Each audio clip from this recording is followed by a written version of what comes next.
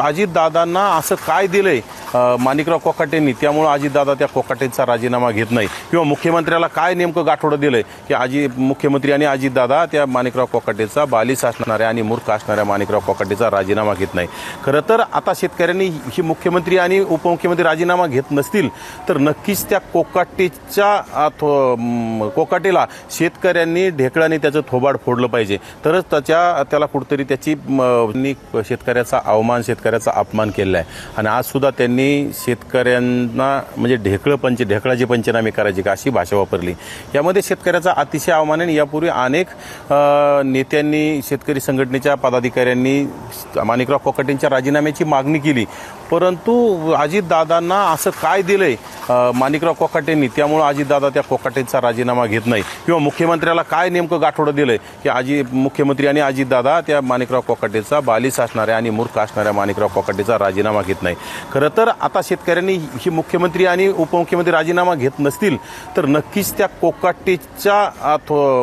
कोकाटेला शेतकऱ्यांनी ढेकळाने त्याचं थोबाड फोडलं पाहिजे, तरच त्याला कुठेतरी त्याची चूक कळल आणि येणाऱ्या काळात शेतकऱ्याविषयी कुठेतरी चुकीची बातमी करणार नाही, चुकीचं बोलणार नाही। आणि जर शेतकऱ्यांनी केलं नाही तर येणाऱ्या काळात नक्कीच मी शेतकऱ्यांना सोबत घेऊन माणिकराव कोकाटेचं ढेकळाने तोंड फोडल्याशिवाय स्वस्थ बसणार नाही, आणि हे आपल्याला पाहायला मिळेल। अमोल मिटकरींनी जे आहे तुमचे सहकारी लक्ष्मण हाकेवर देखील टीका केलेली आहे। त्यांनी जे वाहन खरेदी केले हे त्यांना समाधान दिले नसेल, त्यांनीच खरेदी केल्याचं म्हटलं। खरं तर यावर लक्ष्मण हाके आणि समाज या दोघांनाच माहिती, जी गाडी दिली ती समाजाने दिली का लक्ष्मण हाके यांनी स्वतः घेऊन समाजाचं नाव केलंय। परंतु मिटकरींना ते बोलण्याचा अधिकार दिलाय कोणी?